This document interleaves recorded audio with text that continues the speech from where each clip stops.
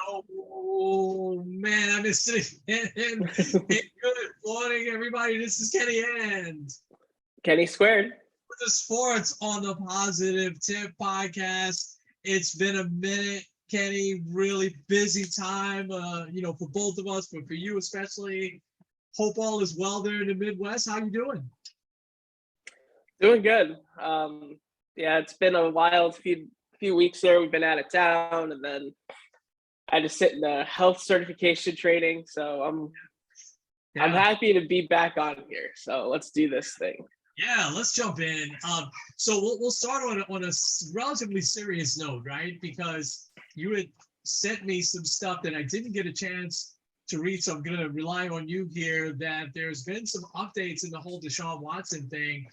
Um, Update us on what's going on, and I think your text to me was it doesn't look good. So, what's happening in that case? Yeah. You Hey, say bud, hi? what's happening, buddy? You're not gonna say hi? Yeah. So it'll be back on. Don't worry. So yeah, it's basically there's been now a 24th woman that's come out and sued him. So they're gonna go through like the court process again. But then also the New York Times has done their own investigation. They found that over a 17-month period, he's gone to 66 different masseuses. There's been kind of the stretch of yes. It's back on. Go check. So there's been 66 different masseuses that he's visited. Go check. It's back on. I'll see it in a little bit. Okay. Why? Yeah. So 66 different people, 66 different masseuses. Apparently, he hasn't cared about the level of expertise or anything like that. But also, it seems like, first of all, the NFL has been kind of saying they're close to the end of their investigation, but then this came out. So I don't know if that's the case anymore. But I think one of the bigger issues that's kind of come out now, apparently the Houston Texans are being added to the lawsuit because they have reportedly given him non-disclosure agreements to give to all of the women, which doesn't look good at all, and also have provided space for him to have his massages, whether that's at hotel rooms, local fitness clubs in Houston, things like that. So it just looks really, really bad. Also, from what I've read, if he does end up getting criminal charges at this point, it's very possible the Browns could void his contract, which is not what the Browns like. It's weird because, like, I think at this point, like, I wouldn't want this guy anywhere near my team. I wouldn't want to be associated with him. But at the same time, the Browns are kind of stuck with him. Not only because they're giving him so much money, but like the other option is Baker Mayfield, who you've basically like kind of pushed aside and said, well, you're bad for our team, so leave. But like if Deshaun Watson's going to get suspended for a year, what do? You can't just be like, oh, well, never mind, come and play for us for a year.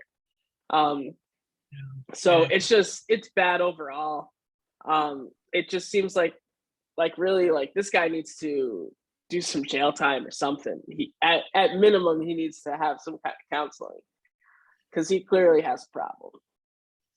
Yeah, I did see that part where the Texans now are. It's implied. It's implied, I think, that they knew about this. That they're handing him non-disclosure. Why would you need a non-disclosure to just giving somebody a massage? You know what I mean? I don't. That doesn't make any sense to me. And almost like the Texans were setting up some of them and giving him the space. Because did they ever question, hey, is there a physical problem here? Why do you need so many massages? I mean, they had to have heard something, right? This is so puzzling now that the Texans seem to also be involved. And I think what is puzzling me, and you and I have talked about this before, how this has kind of stayed quiet, right? And I was just going by the assumption that maybe the NFL just doesn't want to talk about this, because it it's an odd story. I don't want to say weird. I don't want to use that word, but it's an odd story. And if he did some of these things, it is assault, and it's pretty bad assault.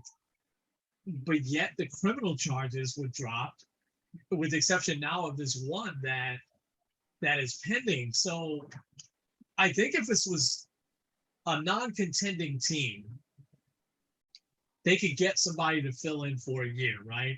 I know he retired, but think like a Ryan Fitzpatrick or someone like that, right? To fill in for a year. But yeah, they have Jacoby Brissett. He's They right have now this- the backup, so he'd be a guy like that. Well, and let me ask you. So they do have someone like it, which I think was a great pickup for them. But Brissett, is he a championship caliber quarterback? I don't think so. No. And this is they built a championship caliber team, right? At least a team that certainly should be getting to the playoffs and competing, in the playoffs to get to the Super Bowl. But here's my question: since you're close to it there in the Midwest, is there any shot that Baker Mayfield plays for the Browns again? Just because I think sometimes the Browns don't necessarily do the best business, I could see it. Mainly because I feel like Baker kind of feels stuck, and maybe like it's a way for him to show that he has value. Because also, from what it seems like, they're asking someone for a first-round pick and to take all of Baker's salary. Nobody wants to do that. They said you have to pick up at least half, if not 3/4 of the salary, and maybe we'll give you like a 5th-round pick. So like, they're not getting what they want for Baker, but also I feel like Baker just doesn't want to play for the Browns anymore. I feel like he's felt, and I agree that he's given the Browns everything he can. He played all last year injured. He's gotten them back to relevancy. He's gotten them to a playoff game. He won a playoff game first time in a quarter of a century. And it kind of seems like they're like, oh, well, thanks, bye. So I think for him, he feels like he's given them all they had, and he just was thrown out once people haven't really liked him. But also it kind of seems weird because no one's been like defending Baker Mayfield, saying like, let Baker play. At least a lot of the fans, but not a lot of his teammates. So I don't know. It just kind of, and also they're with mandatory mini camps coming up, they've already told him, yeah, you can take this time off. We don't need you here. Wow, so that's not a good sign, because they would, you need to report. So you started to go there. So fan sentiment, you're sensing they're on the side of Baker. They would welcome him back with open arms. Are you sensing that? Yeah, I would say so. Especially like it. The sentiment around Deshaun Watson to me is kind of mixed. There hasn't been a ton of outrage. There was a little bit, especially when he first was traded, but like there's not like a lot of the anger that there was. Even honestly, a lot of people, like, you would think with something as serious as like sexually assaulting 24 women would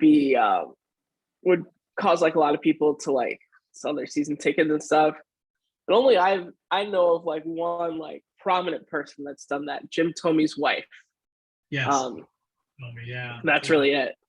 But I think if the Browns were like, okay, yeah, we don't really have another option, Deshaun Watson might be suspended indefinitely. Baker, you're going to be the guy. I think Browns fans would be all for it.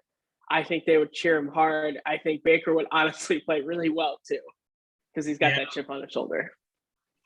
I'm just gonna make this assumption here, and the city a lot better than me. I think that they'll because again, I felt like Watson should have probably went to Atlanta or New Orleans, right? And again, for several reasons. Certainly, one of them being, a really huge African American population, African American season ticket holders that might be more inclined, right or wrong. I'm not saying it's right, but might be more inclined to be in his corner. A la, Michael Vick in Atlanta. I mean, it took them a long time to say, yeah, he kind of messed up, when others. Yeah. And I thought the female owner in New Orleans, being maybe in his corner would have been good. And those are different cities in the South, transient a little bit. I just think that the fans in Cleveland will give him a chance. But man, the first bad game that he has, first couple of two interception, 3 interception game that he has, boy, oh boy, they will see. Told you shouldn't have had this guy, Should have kept Baker. Yeah, we should have kept Baker. See, that'll happen fast there. And I don't think it would have happened like that in those couple of cities. It was an odd choice that he chose to go to Cleveland for me.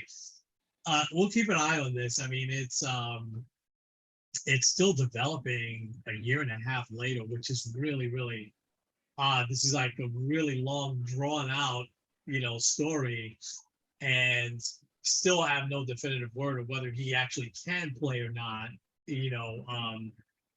With the NFL, it's just really, really odd. So we got to shift gears, but because both of us are kind of novices and outside looking in and on the NHL, I'd probably watch more though. I have to say, NHL playoffs than I've watched in a long time. It's interesting. The coverage just feels different. Although I thought NBC for years did a really good job with the NHL, but having it on the two channels, on TNT and then ESPN has been really interesting. But certainly here, there's a lot of excitement around the Rangers now being in the conference finals. I totally messed up at the beginning saying, hey, the Islanders are in the playoffs, And what was really interesting about this is that they had taken the season series, they had swept the season series from Tampa Bay, two-time champions, going for the third. Tampa Bay looked like they woke up in the semifinals, sweeping Florida, who had the best record in the league, which we've seen that in the NHL more than in some other sports, that means nothing because this is the third or fourth time I can remember, the team with the best record getting swept in the playoffs like that. So Tampa Bay kind of woke up, and then the Rangers taking those first two games, you're like, man, they've got Tampa Bay's number. But now Tampa Bay's kind of figured out the Rangers a little bit. So they're tied 2-2. Obviously, huge game here tonight back in the Garden. The Garden's going to be rocking like it was in the 90s. I mean, in the 90s, every spring, man, and early summer, you had Knicks and Rangers playing deep, into the playoffs. So it kind of has that feel. They had watch parties in Central Park the last few nights when they were on the road. So kind of has that feel of back in the 90s where both the Rangers and Knicks were contending every year. So any thoughts? Have you been able to follow any of these playoffs? I'm more like just watching the highlights and stuff and reactions. I haven't really watched a lot of the games, but I mean, I agree. I think the home ice is going to be big. Yeah. I really hope that, I think just in general, we're very optimistic about baseball finally ending the New York championship drought. What if the Rangers do it? That would be absolutely incredible. Yeah. I think though, being at home is going to be big for them, and kind of being back in that atmosphere, I think is going to kind of reignite them.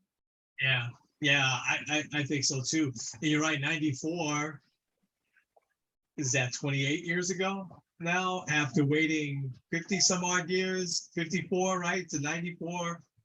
And then it's been a drought again, and it's been ups and downs, and they've only had a few years where they haven't been good. It seems like they spend a lot of time just being barely good, getting in, and then. But I think in that time they've gone to the finals once, and they didn't win. I want to say was that against LA or I don't remember. I don't want to miss.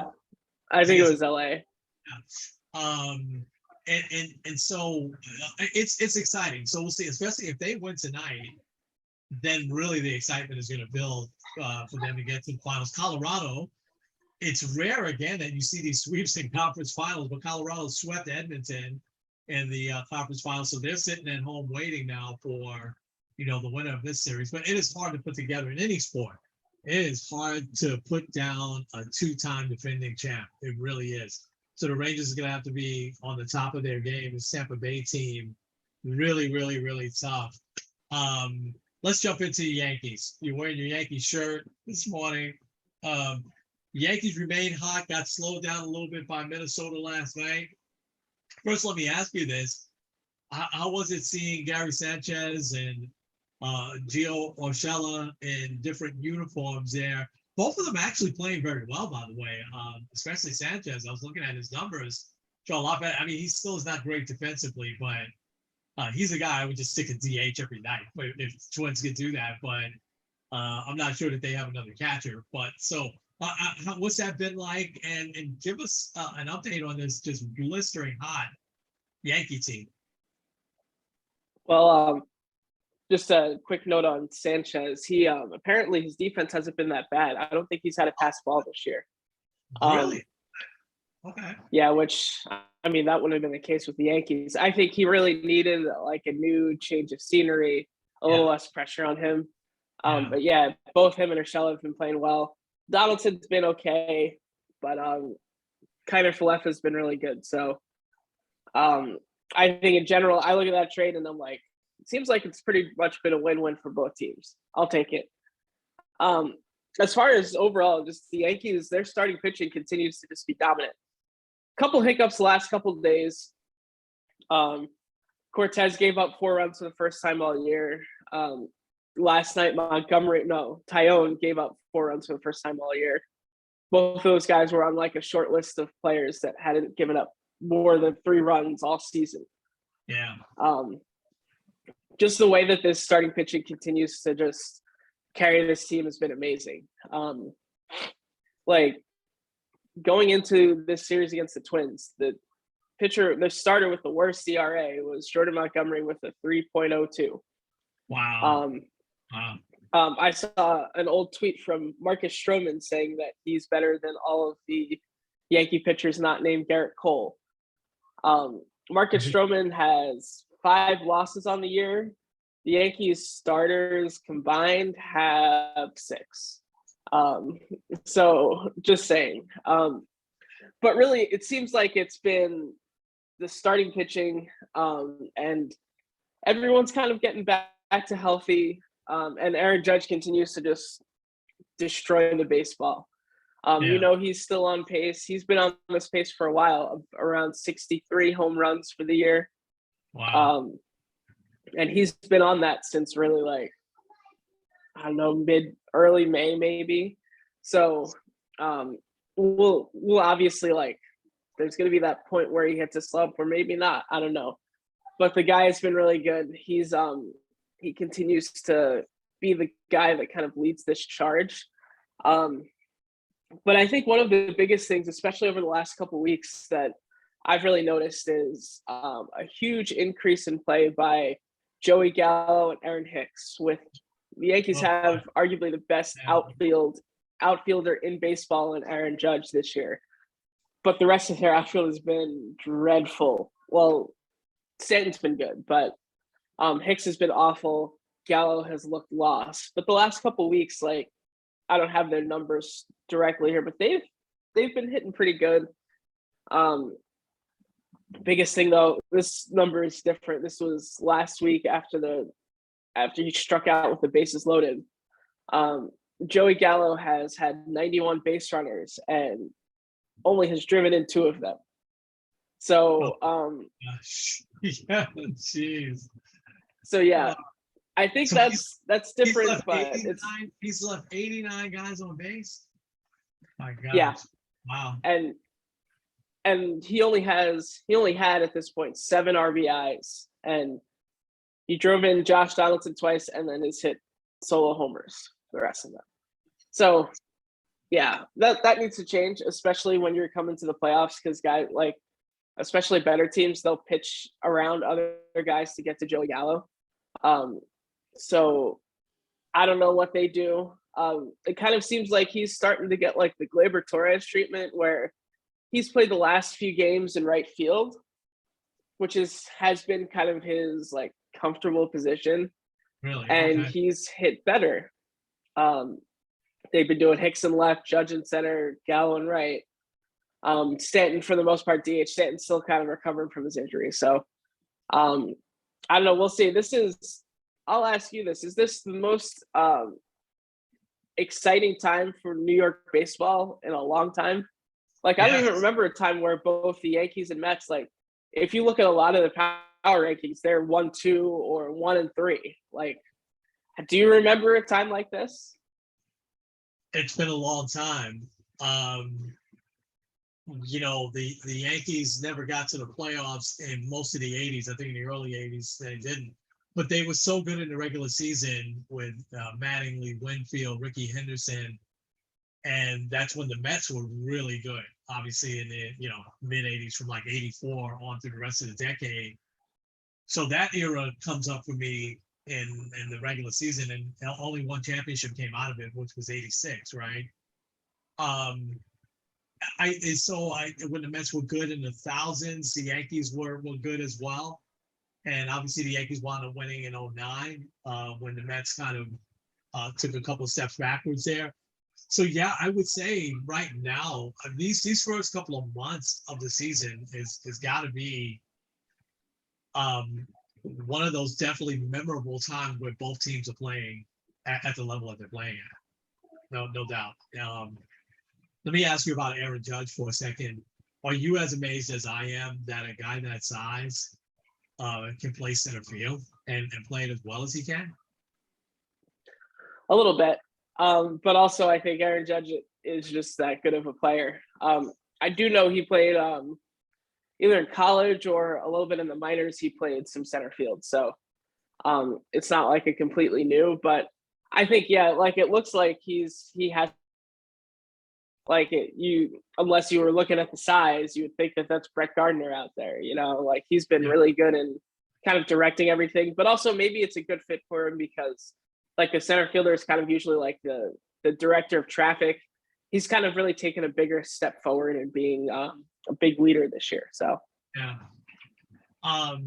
What I also like about him is a lot of his home runs are to right field and to right center. He just goes with the pitch. Because he's so strong, he knows he doesn't have to pull balls.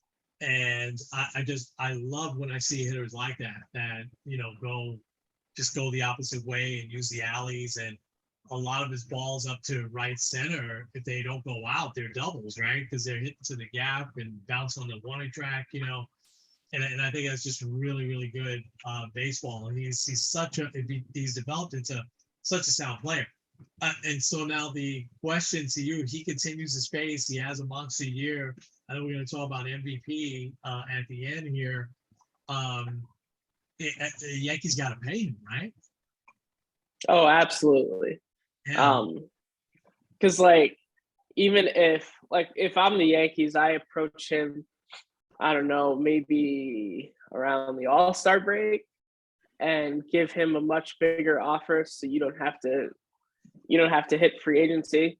I think you hit free agency, team like he grew up in the Bay Area. Imagine the Giants trying to pay him $350 million. I know Steve Cohen said that he's not going to go after Aaron Judge, but I mean, what if the Mets offered him $300 million? Like, the price has definitely gone up at this point. Yeah. And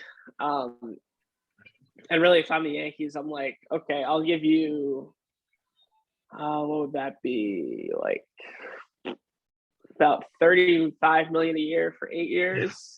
Yeah. Like that might do it. They'd have to lock but him. Yeah, yeah, they do, because like not even just with the production, he's such a critical part of that clubhouse now. Like, you need him there. No doubt. Interesting. So I'll give you a couple of minutes on the Mets here. Continue to play well. This is a tough West Coast trip, obviously. 4 games against the Dodgers is so good. So it was great to have a split there. Lost 2 out of 3 to the Padres. They got spanked last night. and then a couple of injuries. They continued by far. They have over 40 hit batsmen already. I think it's like 41 or 42. Alonso gets plunked the other night again, and he messes up his hand. He's lucky that he didn't break his hand.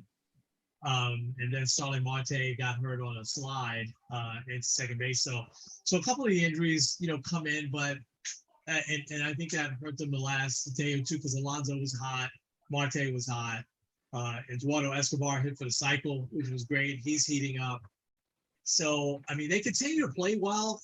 You just are afraid that these injuries eventually catch up. They brought up a guy, Nick Plummer, who I really hadn't heard of, and I should have because he was like the number 1 overall pick like several years ago with the Cardinals. And he can hit. He's the reason why Dominic Smith is back in the minors now. And eventually it kind of catches up to you, right? Because Chris Bassett, as good as he's been, wasn't good last night. But then you would know, you're having the Scherzer or the DeGrom going. McGill is coming back this weekend, which is good. But that's the only concern I would have with the injuries. I mean, Buck continues to be just phenomenal manager, makes all the right moves, really knows what he's doing out there. This is a tough road trip now. And so this is a good segue because I want to ask your opinion on this. Now, they have the day off today, and they go to Anaheim to take on the Angels, which is,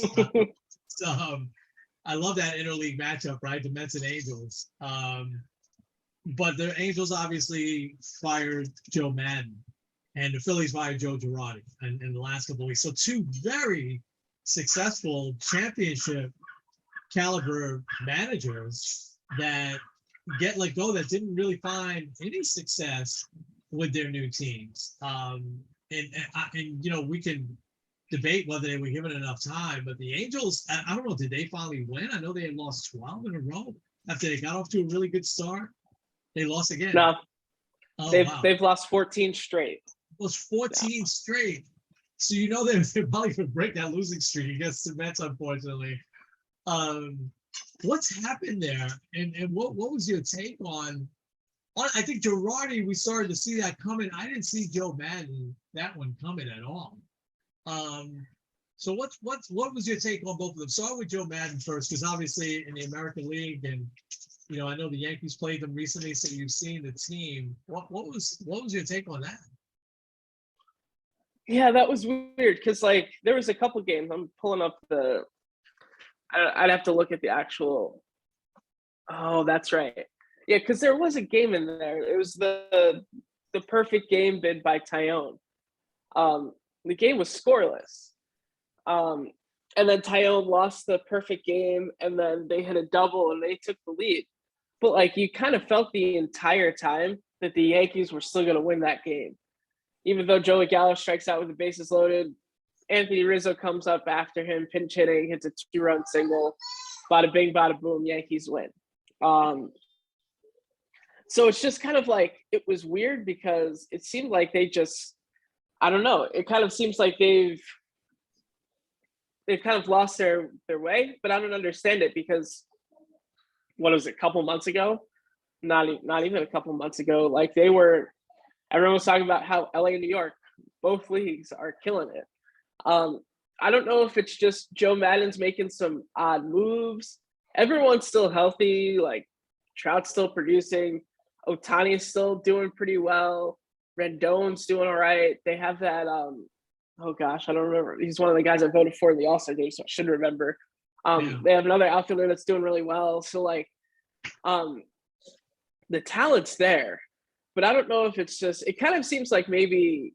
Well, this is a good segue to Joe Girardi. It seems like Joe Madden kind of got someone upset, and then they kind of just were like, "All right, yeah, you're done."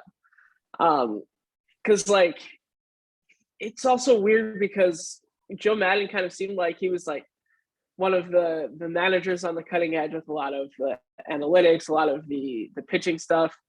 Remember in 2016, he was one of the big guys to pull starting pitchers very early. Yeah. In the 4th inning because he wanted to preserve a lead. Obviously, it almost blew up with Chapman being overused, but it kind of just seems like he was on the cutting edge of a lot of that stuff. I mean, 08 with Tampa Bay, Yeah. kind of using the young guys to almost win a title. But Yeah. now it kind of seems like he's just doing stuff just to do stuff. Like I think of when he intentionally walked Corey Seager with the bases loaded this year, a la Barry Bonds, except they had the lead already, so it just kind of seemed a little weird. Yeah. So I don't know. It kind of seems like he's kind of lost. I don't know if he's lost his like the locker room. I think maybe they're just like we need to do something. Ironically, though, former Yankee coach Phil Teffen's taken over there. That's also the case in Philly. Yeah, exactly. Yeah. Yeah. Two Um, Yankee coaches getting a shot and here. and I hope for them the best, unless they play the Yankees, of course. Yeah. But with Joe Girardi, it kind of seems like he lost the locker room. And I had seen a quote from Bryce Harper. This is after that comeback that they had, Grand Slam and then the home run and extras. He had said, it's been really good the last couple of days. This is obviously a couple of days after Girardi's fired, to see some more of the young guys play. And I wonder if that was kind of a little bit of a cryptic thing to say, like, we've been really dying to see a little bit of a change. Because, you know, Joe Girardi can be a little harsh with, like, the young players and everything like that.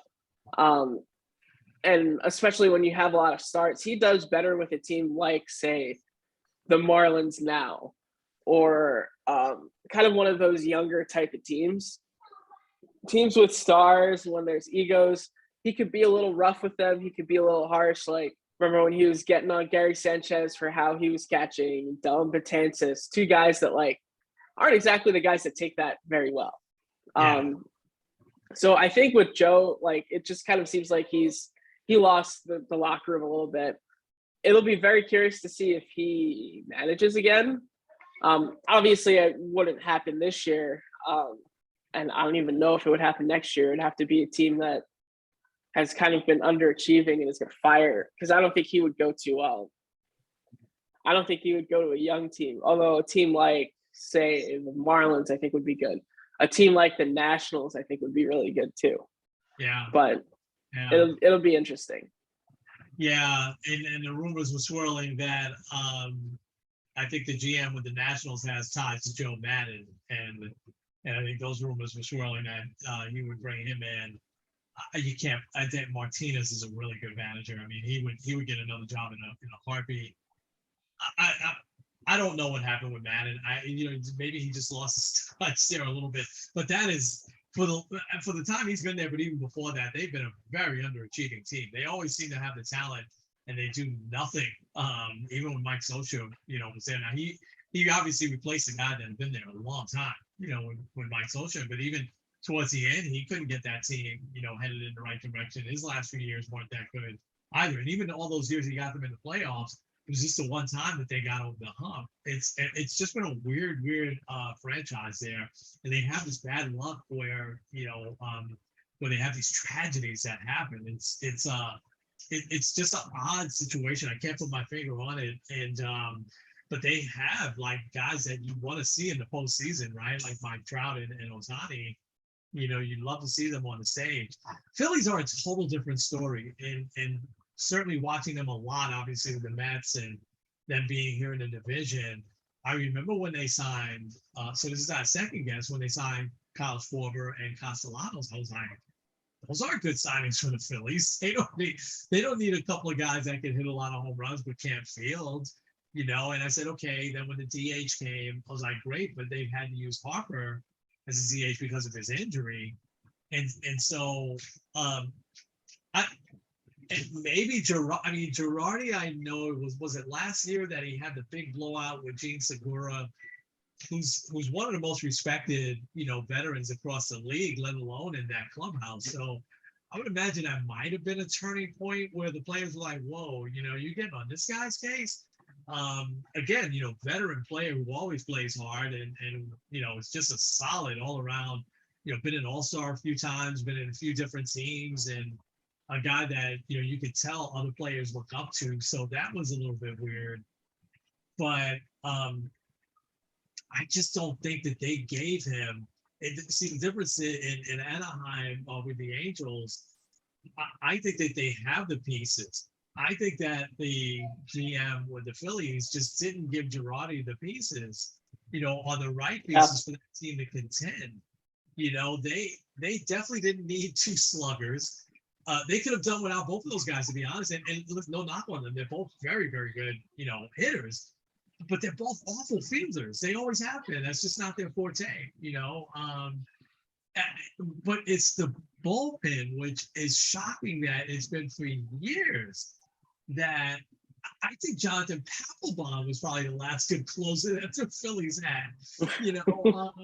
It's just been so odd that you spend that much money. And you gave that stat to me the other day. Don't they have like the fourth highest favorable? yeah, So I think it's just misuse of their money here. Now listen, they could go on a tear because if their offense wakes up, it's deep, and if everybody starts to click, then they can go on. I mean, obviously they've won some games since Girardi left, but man, it is just a badly constructed team that I think Girardi. I don't think Girardi did himself any favors. I think he did alienate some of the players there. I think he's an old school type manager. He really is. And you said this when he first got let go that he's much better with a younger team. When the Yankees were that younger team, even though they had CC and Teixeira, they got them in '09. It was best, but they were contending every year with a lot of young players. And that was like his forte. Like that year he spent with the Marlins, it was total very young team, no veterans hardly. Phillies are a veteran bunch, even some of their young guys are not that young anymore, like their first baseman, Realmuto is not that young anymore, so it's, and that was an odd situation, with Girardi and Rob Thompson. Hopefully, I mean, he's been a good coach for a long time. Hopefully now getting a shot here, I'm surprised they didn't call Jerry Manuel or Willie Randolph or come on. yeah. But we'll see. I think both these guys will get the rest of the year, to see what they can do. But we got to shift to the NBA Finals as we're heading into time here. I you know I, this seems to be a good series, even though I think Game 2 was a blowout. And yesterday, I didn't catch the whole thing. I think I caught probably midway third quarter was where I had to cry uncle a little bit, and I thought Boston would win and go up 2 games now. I mean, I don't have a feel for it, even though I picked the Celtics. I think you picked the Warriors. I don't really have a feel yet, though. Is there someone in command of this series? I thought that it was so interesting how Draymond Green, because obviously the Celtics have the Warriors when it comes to size. The Warriors really don't have any size, which is a little bit odd from their championship years. It's only Draymond Green. They don't really have anybody else that is big. They're playing Gary Payton Jr. probably a little bit more than they would like. But I thought it was interesting. He came out and he's just bowling over people. He was obviously trying to set a tone, which and the Warriors, again, even in the championship, they weren't really a physical team. But the Celtics have them in size and strength all over, So, but I don't have a feeling that the Celtics, even with the win last night, have total control of this series. It's been a really weird feel, to these finals so far. I'm curious as to what your thoughts have been. Funny you say that because I kind of feel like, especially seeing some of the post-game stuff, also Steph Curry got hurt. I kind of am starting to feel like this is the Celtics here. And for a few reasons. Like, first of all, it seems like the Warriors are a little rattled. Like, I feel like, yeah, Draymond was trying to set a tone, but I feel like it was also to try to like pick up the team a little bit. Also, I forgot who it was. Might have been Steve Kerr was saying something about, it seemed like a kind of more of a complaint. Like the only Warrior that's played consistently all 3 of these games has been Steph Curry. And like, and to me, that kind of shows, even if they don't win finals, because there's been a lot of that talk of, which I think is still kind of wrong and I don't agree with, but like Steph Curry has not shown up in the big moments. he's been excellent in these first 3 Oh, games. yeah. So I say that kind of goes away. But also the Celtics seem to really continue to lead by their defense.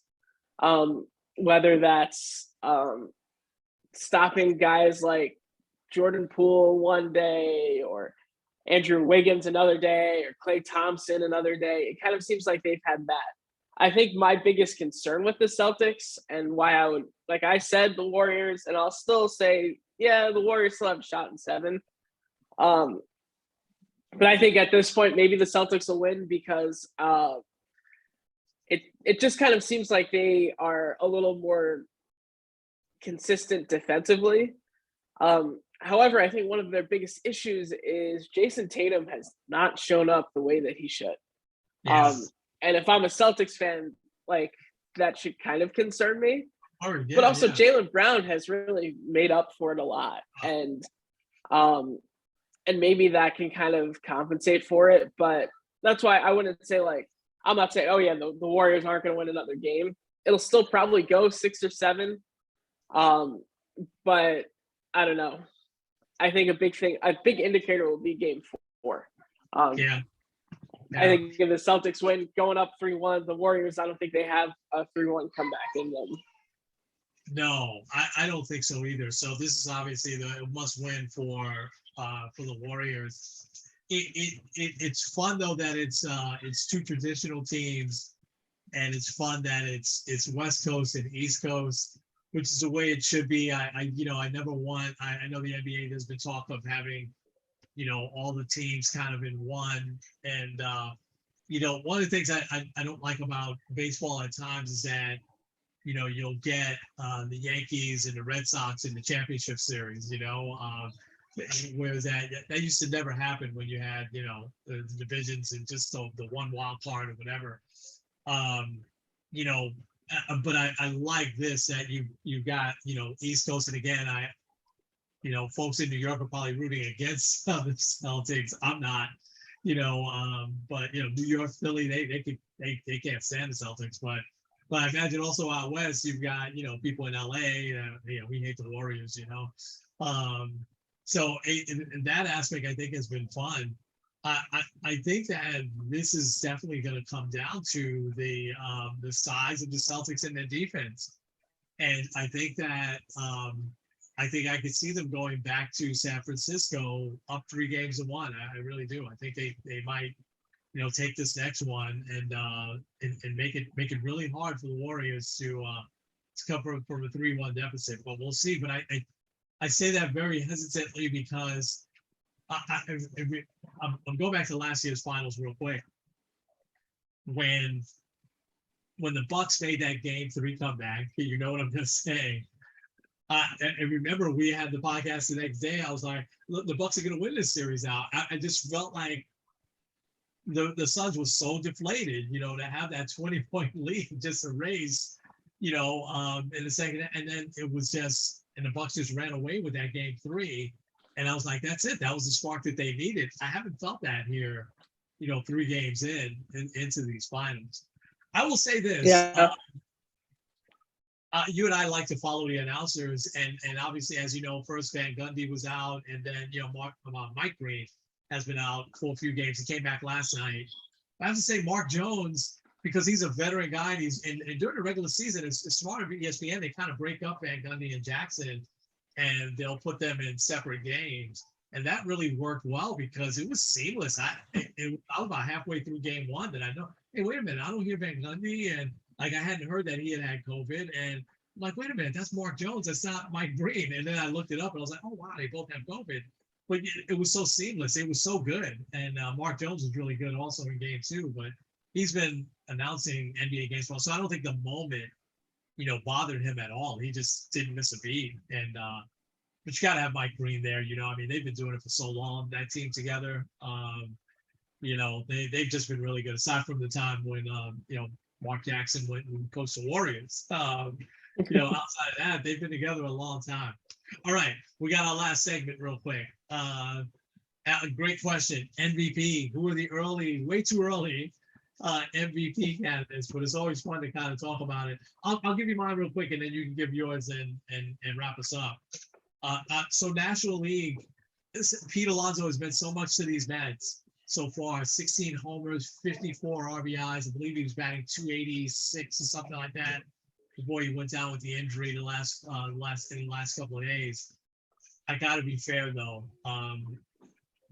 The Mets have gotten it from a lot of different places, and I got to go to LA. And I know it's an easy one to pick, but Mookie Betts has just been unbelievable. And while Alonso's never been known for his defense, although he hasn't been bad. He doesn't really hurt you. But boy, he's made some really bad defensive plays so far this year. And Betts is just flawless in the outfield. And he leads off. It's a throwback kind of as a leadoff player because he hits with power. He also hits to the opposite field. So is Alonso. Alonso's done a lot of that this year. But a lot of those Dodgers, even though they have a great record, they haven't really heated up yet. Like Freddie Freeman is doing okay. Trey Turner's doing very good. I think he's very underrated. But Mike Muncy is sitting on the bench. And they've got some, it's like Cody Bellinger's batting like 209. They've got some guys that haven't heated up yet, and Betts has really carried them here. So I'm going to say up to this point, being fair and objective as great as Alonso's stats are, and Betts' stats aren't that far off. Well, I'm pretty sure he doesn't have as many home runs. I got to go Mookie Betts as the early first 2 months and change MVP here. And listen, it's not even close in the American League for me. It's Aaron Judge. He, especially, as you talked about, and even as much as I like Anthony Rizzo, he's got some weird stats, right? Doesn't he have like 14 homers, like only 30-something RBIs, and he's batting like in the low views? But he'll heat up. He'll be fine. He'll bring that average up to like 280 before the year is over. But the struggles with some of these other guys, aside from Stanton has been good, obviously, but Gallo and Hicks and Torres. I mean, Judge has just carried that team, although Torres has been really good of late. It's definitely he's the clear leader of that team. They have the best record in baseball. It's got to be Aaron Judge for me. I don't think anybody else is really all that close. The guys at Toronto that we thought would be great have not really heated up just yet. I think they will. But it's definitely, you said this, he'll probably cool off for a spell. But boy, oh boy, if he keeps this pace up, he's just going to have a historic year. So I'm going Mookie Betts, Aaron Judge. All right. Well, I obviously I'm going Aaron Judge too. It's hard to not. I mean, I'll just read this off again. He's batting 311 too. Just throwing that out there. 22 home runs and 45 RBIs. Just kind of as for reference, where are we? Hi, Isaac. All right, so he has 22 home runs. The next guy in the American League has 17. That's one of those he's doing a lot better than everyone else, at least in the home run department. National League, I thought about this. I've kind of gone back and forth. Paul Goldschmidt to me was an option. He's had a great year. I also thought of Pete Alonso, also Mookie Betts. The guy I'm going with, though, is Manny Machado. So I'll read off his numbers. 329. He's got 401 on base, 543 slugging, which both of those are really good. 9 home runs, 36 RBIs, and he also has 7 stolen bases, which is kind of a lot. But I think one of the bigger things is he's carrying a team that hasn't had Tatis the entire year so far. Yeah. And they're also right there in the thick of it with LA. They're ahead of San Francisco. So I think when you look at him from that perspective and say, not only is he really producing on a good team, but he's been a big reason why they are where they are, I would have to go with him. I can't argue with that. Machado, watched him obviously these last few nights. He seems like a different player. His stance is a little bit different. He always was very fiery and stuff like that. He seems very calm, like he's taken on a leadership role on that team. And it came back up last night. Keith Fernandez really admired how he was getting on Tatis's case the last couple of years. And hey, you got to play every day. You got to play through these, small injuries and stuff like that. So I think that's made a big difference. And you're right. That team, he definitely is carrying them. I'm surprised Eric Hosmer is still on that team because I know they were looking to move his contract, but he's actually having a pretty good year. He's playing every day again at first base. So, but yeah, that's a great choice. But we're unanimous on Aaron Judge for sure. Yeah. All right, buddy, take us home. All right. This is Kenny Square Kenny. With sports on the positive tip. We'll see you guys next week. Absolutely. Enjoy the rest of the NBA Finals.